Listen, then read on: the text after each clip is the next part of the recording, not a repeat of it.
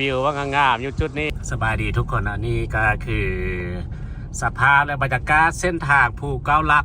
ช่วงท้ายเดือน6นะปี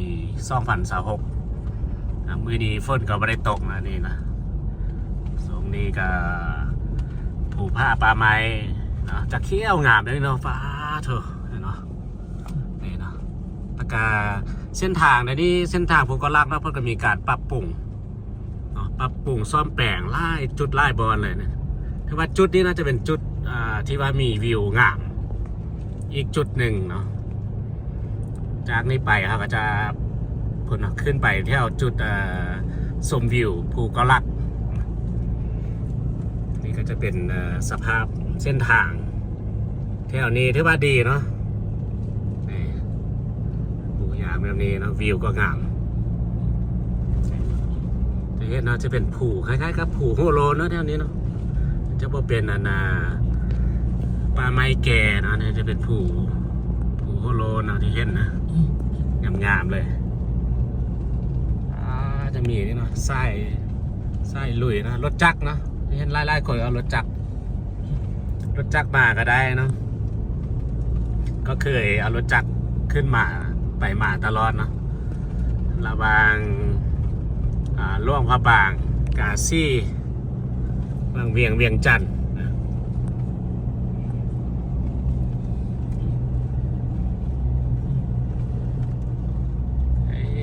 เส้นทางงาม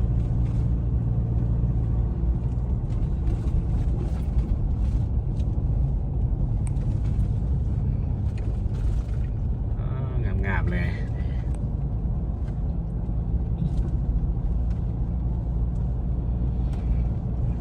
ช่วงยามฤดูฝนก็จะเขี้ยวงามแบบนี้นะ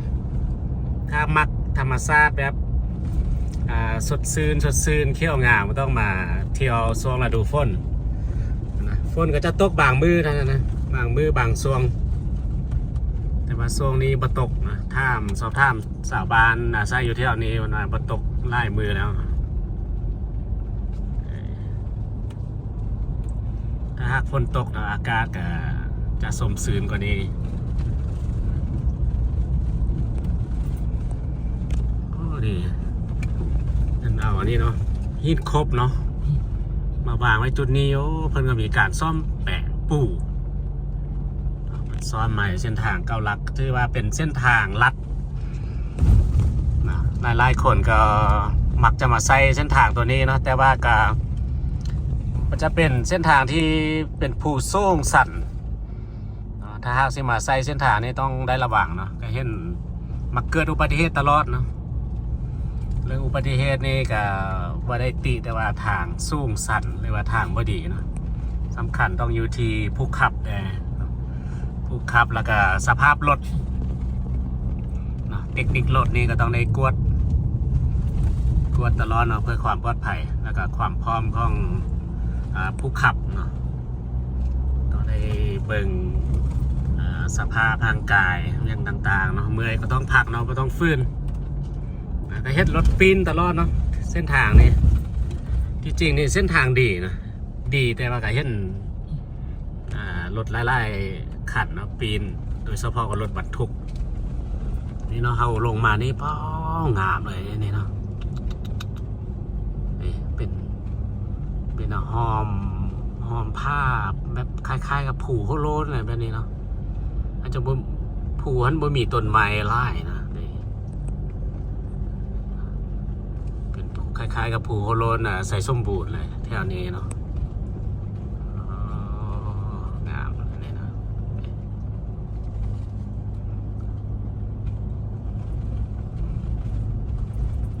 วิวงามเส้นทางก็ดีแถวนี้เนาะแต่ว่าเส้นทางมันบ่ดีอยู่แต่จุดภูเก้าลักที่เขาจะลงไปที่กาซี่นะจุดเดียวนะแล้วก็ตามเส้นทางก็จะมีชาวบ้านค่ายเครื่องเนาะหรือว่าอาหารการกินเนาะตามฤดูกาลตามธรรมชาติที่ว่ามีไร่เนาะโซนนี้ก็จะเห็นมีมากไม้ป่าแล้วก็มีพืชผักตามธรรมชาติแล้วก็ปลูกเอาแดเนาะเห็นมีไร่โซ ส่วนว่าในมือก่อนน่าจะมีสัตว์ป่าอย่างไรหลายๆชนิดอยู่นะเพิ่นมาบางค่ายแต่ว่าตอนนี้เพิ่นก็มีการปราบปรามเนาะห้ามไม่ให้ล่าสัตว์ป่าเนาะมากินมาค่ายเนาะฉะนั้นก็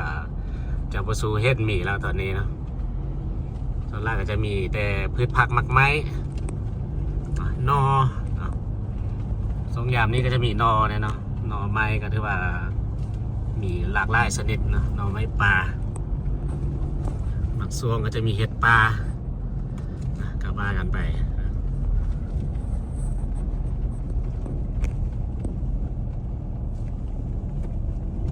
เอาลงภูมาแล้ว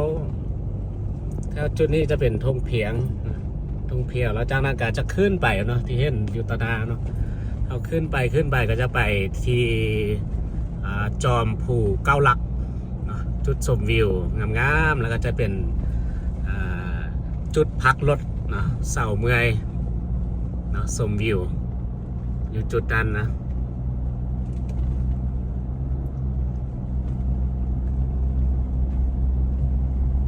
แถวนี้ดีเส้นทางนะวิวก็งามสุดยอดเลย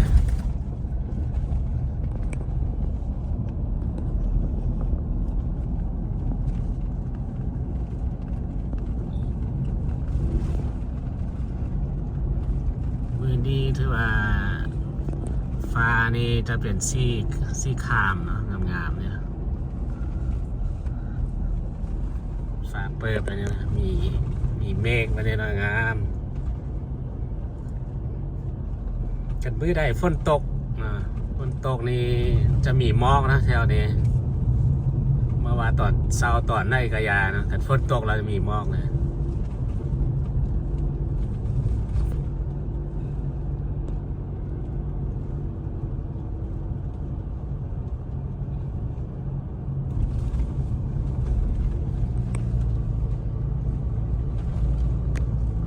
ทักเส้นทางดีเนาะคือกับเที่ยวนี้นี่โอ้สุดยอดเลยนะไปเที่ยวใต้ลงเหนือที่ประเทศลาวนี่สุดยอดเลย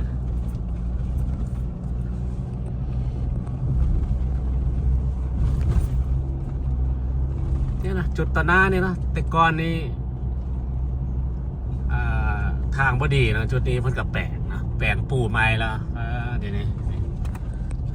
สะดวกแล้วมานี่นะแต่ก่อนนี่เป็นคุ้มนะจุดนี้คุ้มเลิกเลยนะมันก็มาซ่อมมาแปลง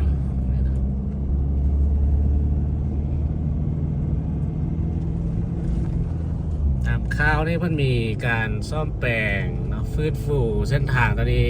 ละลายจุดละลายบอลนะละลายคนก็ไปมาสะดวกแล้วตอนนี้แต่ได้ยินว่าเพิ่นมีการเก็บเงินเนาะเก็บเงินเพื่อเอาเงินจำนวนนั้นมาบูรณะเนาะซ่อมแซมเส้นทางตัวนี้เนาะให้สะดวกสบายขึ้นกว่าเก่าเพราะว่าจะเป็นเส้นทางที่ทางลัดนะใช้เวลาน้อยแล้วก็จะดีกว่าเส้นทาง13เนื้อนะเส้นทางตัวนี้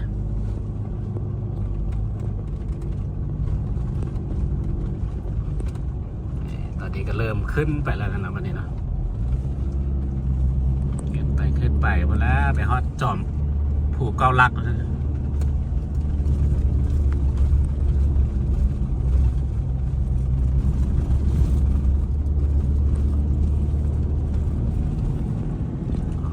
นี่ยิงขึ้นมาถึงผูเลยเนาะยิงงามเลย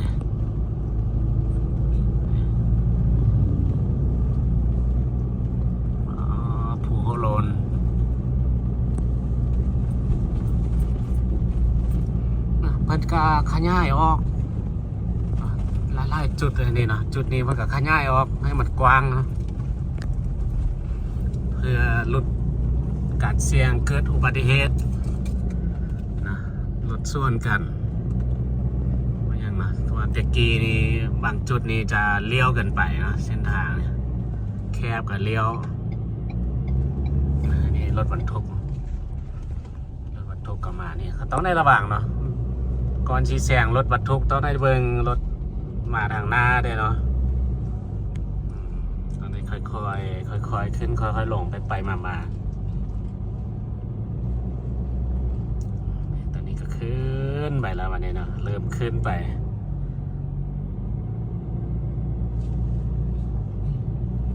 วันนั้นก็จะลงไปเนาะ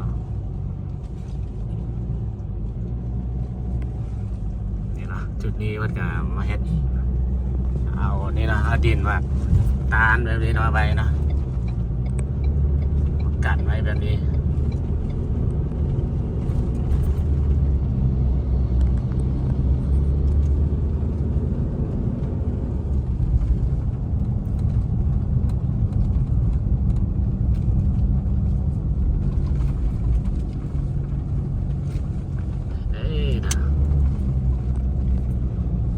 กำลังปรับปรุงเนาะหลายๆจุดต่อหน้านี่เพิ่งกับปรับปรุงใหม่ซ่อมแซมปรับปรุงขยายเส้นทางออกนะให้กว้างก็เก่าวันนี้ทางโค้งนะโอ้เดี๋ยวโค้ง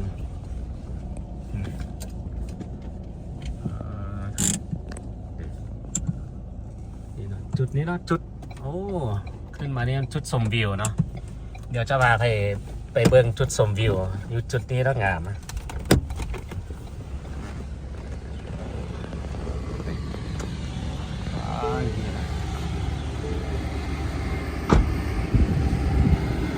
วันนี้นะพี่ก็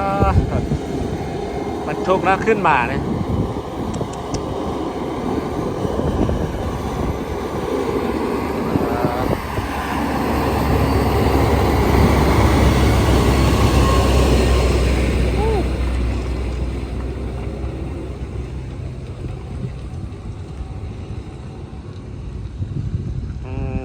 จุดนี้เนาะ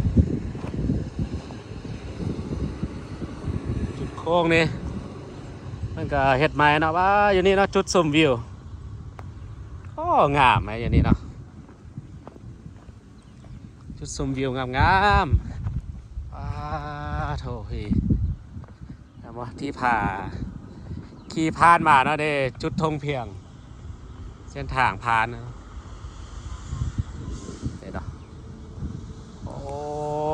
วิวว่างามอยู่จุดนี้ใช่ไหมจะมีภูผ้าเนาะเป็นภูโฮโลนเนาะอ้อมจุดนี้เนาะงามเลยมันก็มาปั๊บนะปั๊บใหม่จุดชมวิวงาม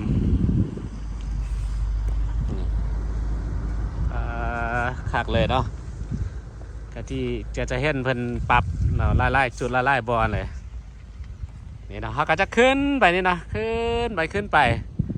จนไปฮอดพุ่นแล้วเนาะจุดชมวิวภูเก้าลัก